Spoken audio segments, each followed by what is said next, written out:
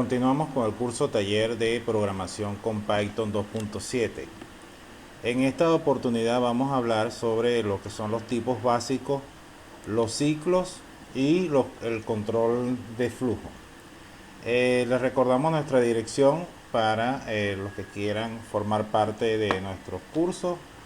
Es cursos.jjmoncar.com.be. Los emails admin@jjmoncar.com.be y jjmoncar@gmail.com. Muy bien, ¿qué son los tipos básicos? Los tipos básicos es lo que generalmente nosotros conocemos como las variables, los tipos de datos y todo lo que tiene que ver con lo que son las bases o los cimientos de un lenguaje de programación. Para ello debemos empezar por conocer lo que son las variables. Básicamente una variable lo que es un espacio de almacenamiento de datos modificables, es decir que mientras se va ejecutando el programa los datos van cambiando dentro de este espacio de almacenamiento. En Python una variable se define con la sintaxis que se ve acá, el nombre de la variable y el valor que esta variable va a ocupar. Los tipos de datos que generalmente se utilizan acá son los tipos cadena o string, ¿verdad? Un ejemplo de una cadena es esta que tenemos acá, dice mi piso cadena igual hola mundo. Y también existe algo que no he visto en otros lenguajes, pero creo que también existe, que son las cadenas multilínea. En este caso vean ustedes esta variable que se llama mi cadena multilínea, está compuesto por 3 pares de comillas, luego el mensaje y cierra con 3 pares de comillas. Los números enteros que están conformados por los integers, los reales, que es el punto flotante, y los booleanos por verdadero o falso. En cuanto a los operadores aritméticos que se maneja acá en Python, tenemos los símbolos que nosotros generalmente conocemos. El de sumar, restar. El de restar también sirve como negación y hay que acotar algo aquí con el de sumar. El de sumar también se puede utilizar para concatenar variables. De manera que hay que tener mucho cuidado cuando vayamos a utilizar este símbolo, específicamente en el lugar y en el contexto que lo vayamos a utilizar. El símbolo de multiplicación, potencia, división simple, división entera y el símbolo de módulo. Aquí tenemos algunos ejemplos y el resultado que esto produce. Los más relevantes, por ejemplo, tenemos aquí la división. Por ejemplo, si tenemos 12.5, lo dividimos entre 2, el resultado va a ser 6,25. Pero si utilizamos el módulo de división entera, es decir, la doble barra, doble slash, el resultado sería 6. Es decir, toma su parte entera solamente. Y si por el contrario utilizamos el símbolo de porcentaje, aquí tenemos un pequeño error, aquí va el símbolo de porcentaje, el resultado va a ser 3. 3 vendría siendo el resto, no es el resultado de la parte entera. Un ejemplo básico de los operadores sería el siguiente ejemplo. Por ejemplo, en la variable monto bruto asignamos el valor de 175, tasa de interés 12, monto de interés sería el monto bruto multiplicado por la tasa dividido entre 100. Ya en este momento lo que es la variable monto de interés pasa a tomar el valor del producto y la división de esas variables anteriormente nombradas. Tasa de bonificación tiene un valor de 5. Importe de bonificación es el monto bruto por la tasa de bonificación entre 100. Y el monto neto sería el monto bruto menos el importe de bonificación más el monto de interés. Aquí vemos una pequeña pantalla donde nos dice la codificación sería, es decir, cómo se codificaría este programa. Y más abajo aparece la corrida o el resultado que nos daría ejecutar este programa. Este entorno que vemos acá en pequeño es Jenny, uno de los editores que más adelante cuando vayamos a hacer los ejemplos les voy a mostrar y les recomiendo que lo instalen para que tengan un entorno de programación bastante amigable. Este código que aparece aquí lo tenemos incluido o lo vamos a incluir dentro del curso para que ustedes los examinen y se entienda un poco más claro lo que son las variables y las operaciones que nosotros podemos hacer con los diferentes operadores que tiene Python. Pueden intercambiar los valores o inventarse algo más en la fórmula para que vean ustedes cómo fluctúan los resultados. ¿Qué son las estructuras de control de flujo? Bueno, las estructuras de control es un bloque de código que permite agrupar instrucciones de manera controlada. ¿Ok? Existen las estructuras de controles condicionales, o mejor conocido como los if, y las estructuras de control iterativas. Aquí estamos hablando del while y del for básicamente. Hay algo importante que nosotros hemos dejado pasar, pero que tenemos que por obligación tomar en cuenta en este momento que estamos hablando de las estructuras de control de flujo, y es la indentación. La indentación es generalmente la sangría que se deja cuando nosotros estamos escribiendo. En programación, un buen código debería tener indentación. ¿De qué nos sirve la indentación en el código? Para identificar de dónde viene cada una de las instrucciones o de las estructuras que nosotros estamos utilizando y cuáles son los procesos que están inmersos dentro de ella. Aunque algunos lenguajes de programación como C, por ejemplo, o PHP, no es necesaria la indentación, la lectura de este tipo de código se hace mucho más complicada. En Python, sin embargo, es obligatorio el uso de la indentación dentro de lo que son las estructuras de control de flujo y las estructuras iterativas.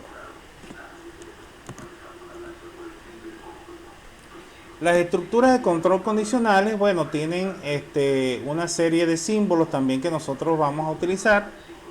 En este caso, los operadores relacionales de comparación, el símbolo doble igual, el significado es igual que, asterisco con un igual significa distinto, el símbolo menor sigue representando menor que, el símbolo mayor representa mayor que, el símbolo menor a igual se hace de esta manera, y el símbolo mayor o igual que se hace de esta manera. Aquí tenemos unos ejemplos y cuáles son los resultados que esto produce. Si nosotros deseamos realizar algún ejercicio que contemple el control de flujo, bueno, aquí tenemos un ejemplo básico. Por ejemplo, si gasto $100 y pago con dinero efectivo, si gasto más de 100 pero menos de 300, pago con tarjeta de débito, y si no, pago con tarjeta de crédito. ¿Cuál sería la codificación en Python? Bueno, sería la siguiente. El if, si compra menor o igual que 100, imprimo, pago en efectivo. El if significa de lo contrario o si no.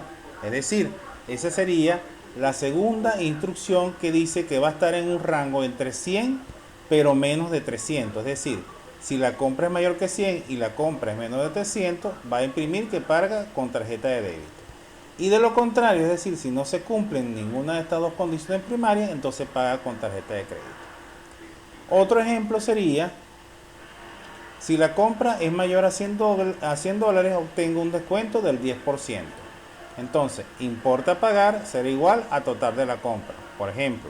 Entonces, si total de la compra es mayor que 100, tasa de descuento igual a 10, el importe de descuento, es decir, la variable que va a obtener el descuento que nosotros le vamos a hacer sobre lo que compramos sería el total de la compra por la tasa de descuento entre 100. Y el importe a pagar sería el total de esa compra, es decir, cuánto fue que yo gasté, menos lo que es el importe del descuento. Esta es la forma básica y la forma compleja, o la más compleja, que aunque se utiliza la estructura de control de flujo o ciclo if. En cuanto a las estructuras de control interactiva, tenemos, como habíamos dicho anteriormente, el ciclo while y el ciclo for. El bucle o ciclo while se encarga de ejecutar una misma acción mientras que una acción determinada o condición se cumple. Por ejemplo, Mientras que el año sea menor o igual de 2012, se imprime la frase informe del año. ¿Ok? Hay algo también interesante acá. Fíjense ustedes, la frase que se va a imprimir dice informes del año y tiene el carácter ñ, que es un carácter latino. Cuando nosotros tengamos que imprimir en nuestro idioma, generalmente se recomienda utilizar esta etiqueta al principio de nuestro script. Colocamos un numeral, guión, asterisco, guión, coding UTF-8, espacio, guión, asterisco, guión. Esto va a permitir que se pueda imprimir caracteres latinos o acentuados, como por ejemplo la N. ¿Y qué hacemos? Bueno, si dice que mientras que año sea menor o igual de 2012, entonces, por ejemplo, colocamos aquí la variable año, que dice que es igual a 2001, y luego la metemos dentro del ciclo while. Mientras que año sea menor o igual de 2012, ¿qué va a hacer? Va a imprimir la frase informe del año, coma, y transformamos en string esta variable que tenemos aquí y se va a imprimir tantas veces hasta que llegue a 2012. La variable año se va a ir incrementando, es decir, se va incrementando de 1 en 1 hasta que llegue a 2012. Vean ustedes que acá se utiliza una sintaxis, año más igual 1. Esto es lo mismo que escribir año es igual a año más 1. Es una forma abreviada de colocar un contador. El bucle for, sin embargo, tiene dos acepciones. Generalmente nos va a permitir iterar sobre variables un poco más complejas, como por ejemplo las listas o las tuplas, que no las hemos tocado todavía, pero que más adelante la vamos a definir y vamos a utilizar unos ejemplos bien precisos para nosotros aprender a manejar, sobre todo las listas, que son extremadamente importantes dentro de lo que es Python. Por ejemplo, acá tenemos una lista conformada por los elementos Juan, Antonio, Pedro y Herminio. ¿Cómo nosotros hacemos para recorrer esa lista?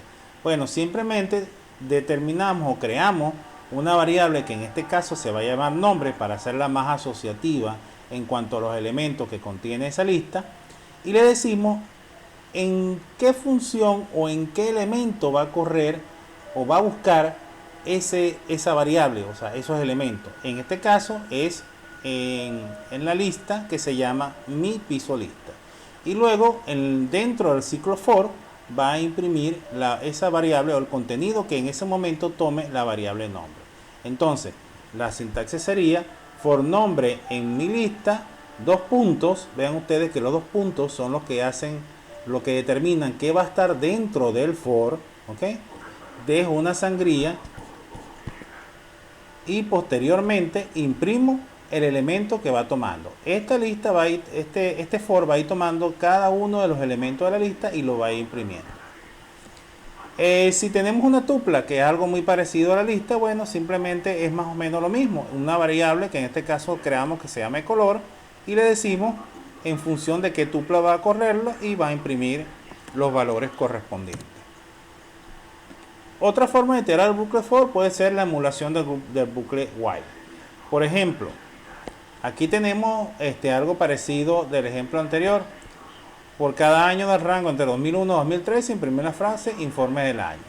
Entonces colocamos el coding que ya habíamos dicho anteriormente, que es para que nos permita visualizar caracteres latinos, y colocamos for año in range, ¿ok? Es para decirle en el rango desde el año 2001 al año 2013 vas a imprimir informe del año y la variable que contiene el valor en ese momento.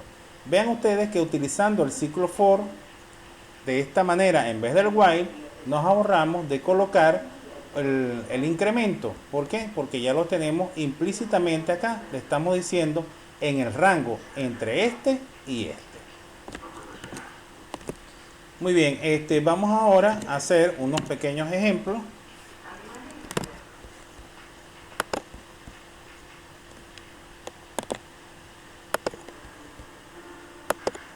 Muy bien, aquí tenemos nuestro primer ejemplo, que es el que habíamos visto en la diapositiva anteriormente. Y vean ustedes que tenemos acá todo el código fuente que ustedes van a tener disponible para que puedan modificar a su antojo. Ok, yo voy a hacer un ejemplo utilizando el ciclo, la condicional if. Entonces voy a abrir un nuevo proyecto. Este entorno, repito, es Jenny. ¿Por qué vamos a utilizar Jenny o por qué yo utilizo Jenny? Bueno, porque aparte de que me permite visualizar y escribir acá el código de manera bastante sencilla, tengo acá en la parte inferior un emulador que se llama terminal. ¿Ok? Si yo doy acá, yo desde aquí puedo correr y visualizar perfectamente los elementos que están dentro del lugar donde yo guarde el script, y eso me va a permitir al mismo tiempo ir escribiendo, corrigiendo y probando mi script. Ok, entonces voy a crear un nuevo documento.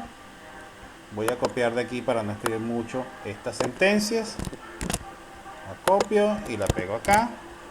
Vamos a buscarle un lugar donde guardarlo. Vamos a guardarlo aquí en la carpeta primero y lo vamos a llamar condicional.py.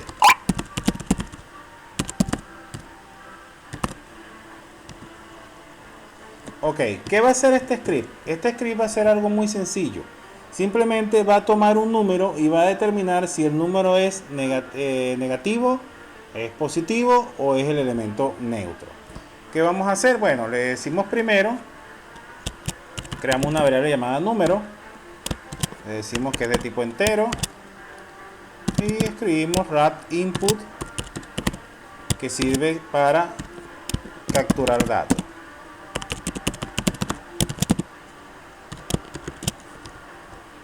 Y luego llego y pregunto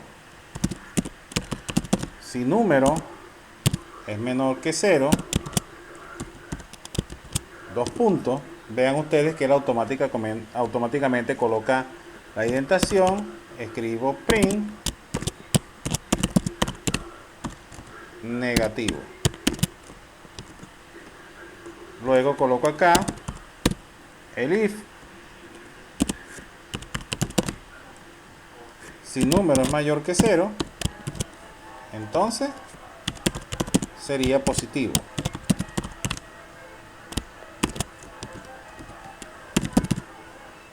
De lo contrario, sería 0. ¿Ok? Entonces, guardamos y vamos a hacer la corrida. Antes de realizar la corrida de nuestro programa, veamos algo bien interesante. Yo le dije a ustedes que el encoding era para los caracteres latinos, pero acá estoy utilizando algo que se llama una instrucción que se llama import. Import permite que yo extraiga del sistema o del lenguaje de programación funciones que ya están hechas dentro del lenguaje. En este caso, la función OS me permite a mí escribir o ejecutar instrucciones propias del sistema operativo. Si yo importo OS, yo puedo decirle, por ejemplo, a través de la instrucción os.system que se limpie, con la instrucción clear, que se limpie la pantalla cuando se vaya a ejecutar el script. ¿Ok? En este caso vamos a ejecutar aquí Python condicional.py. Vean ustedes que toda esta área de acá se borró. Coloco un número y él me dice acá positivo y inmediatamente sale el programa.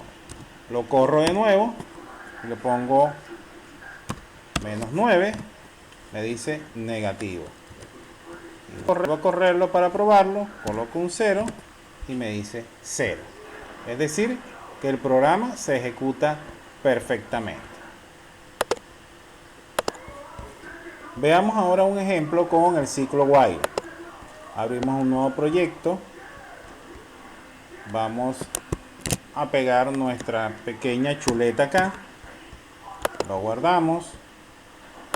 En este caso, vean ustedes que yo estoy utilizando una carpeta que se llama cursos Python, y por lo menos como este es el primer video, ya vimos el introductorio, este es el primero, entonces estoy colocando acá. Le voy a colocar esto, ciclo ciclo1.py.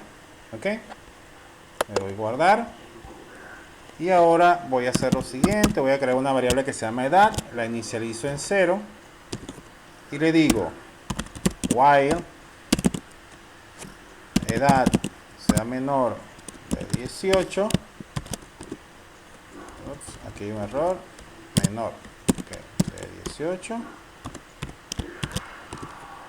¿Qué va a ser? Edad va a ser igual a edad más 1 y va a imprimir este mensaje.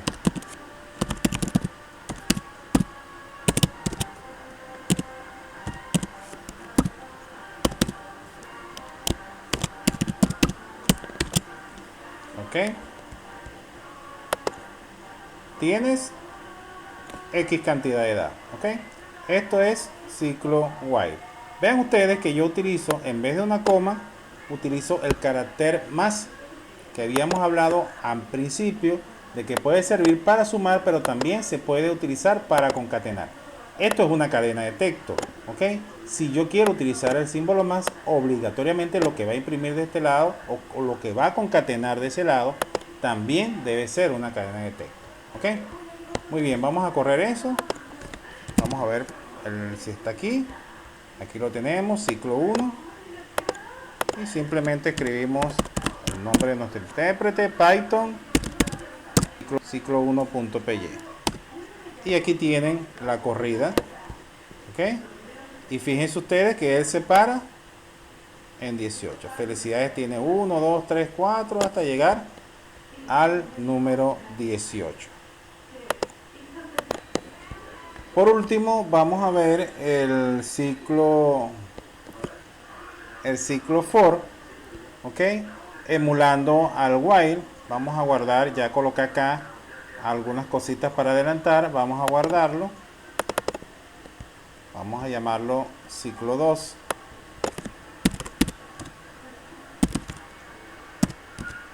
Recuerden siempre colocar la extensión .py porque es la única forma de que el sistema puede identificar. Ok, ya yo tengo pegado acá el código.